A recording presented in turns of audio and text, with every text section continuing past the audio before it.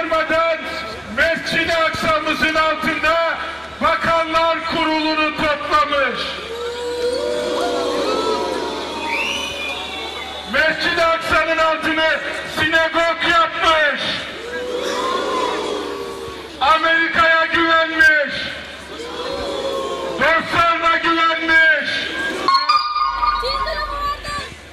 İsimleri yasaklıyorlar. Başka? Camiye girmeyi yasaklıyorlar. Kur'an okumayı yasaklıyorlar. Başörtüsünü yasaklıyorlar. Orucu yasaklıyorlar. Ve Çin kendini dünyanın en büyük ekonomik gücü ilan ediyor. İslam ülkelerine sesleniyorum. Çin'in en büyük pazarı İslam ülkeleridir. Ey liderler! Çin'i ekonomiyle yola getirebilirsiniz. Gerekirse pazarımızı size açmayız dersiniz İslam İşbirliği olarak. Bakın bu insanları katlediyorlar, öldürüyorlar, dinlerine yasak getiriyorlar, evlerinden uzaklaştırıyorlar. Ey Müslüman ülkeler, ey liderler, neredesiniz? Neredesiniz siz?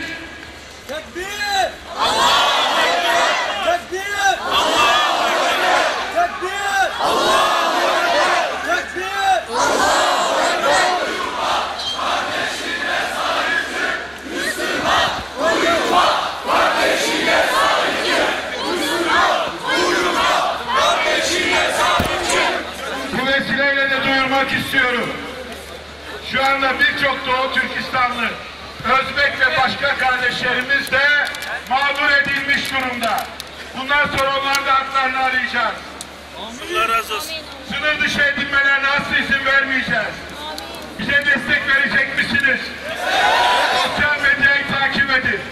Mülteci Hakları Derneği, Uluslararası Mülteci Hakları Derneği'nin hesabına girin. Şu anda hapiste olan 6 aylık kadın var. Emzirdirdiği çocuk var. Ne arıyor onlar hapiste? Onun için değerli kardeşlerim, demek ki burada hala bir el var, bir gizle. Bu ülke inşallah bağımsızlığına adım adım gidiyor. Ve gidecek de. Ama yolda bu kazalar oluyor. Bu kazalara karşı da uyanık olmamız lazım. Sizi neye davet ediyorum biliyor musunuz? 1 saatlik Allah yolunda nöbet, 1 yıllık nafile ibadetlerden eftaldir. Sizi her gün evinizde nöbete davet ediyorum. Bakacaksınız kimin başına problem gelmiş, nasıl meydana çıkarız. Bakacaksınız Mescid-i Aksa'ya saldırılıyor. Ne yapacağız? Bütün bunlar için hepiniz evinizde, sokaklarınızda ribatta olacaksınız. Nöbette olacaksınız. Burada biz şuna söz veriyoruz değil mi? Bütün dünya liderleri sessiz de kalsa bizim sahip çıktığımız yerleri tekrarlayalım. Sahip çıkıyoruz Doğu Türkistan'a. Sahip çıkıyoruz Filistin'e. Sahip çıkıyoruz Keşmir'e. Sahip çıkıyoruz Mora'ya. Sahip çıkıyoruz Arakan'a. Sahip çıkıyoruz Afganistan'a.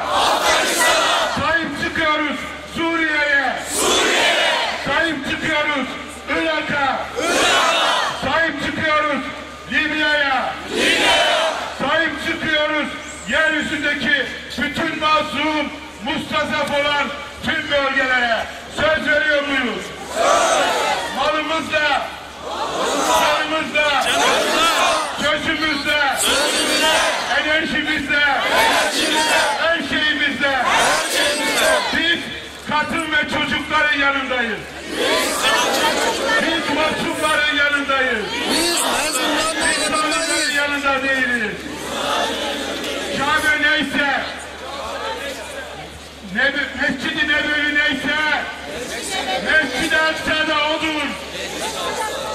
Bu 3 mescidin yerin altı, kendisi ve gökyüzü 3 tarafta bize aittir. Müslümanlara aittir. O nedenle Mescid-i Aksa'nın altında sinagog kuran ve orada bakanlar kurulunu toplayan ve bunu da şımarıkça bütün dünyaya fotoğrafla ilan eden İsrail'e, Netanyahu ve kabinetine en güzel ders Türkiye-İsrail işgalinin tekrar sıfıra indirgenmesi olacaktır. Onun için acilen İsrail Büyükelçiliği'nin, konsolosluğunun buradan gönderilmesi gerekir. Aksi takdirde, bu sadece Türkiye için değil, bu bütün İslam dünyasının liderleri için geçerlidir. Aksi takdirde Mescid-i Aksa'yı yıkarlarsa hepimiz bundan üzüntü duyarız. Son olarak kardeşler,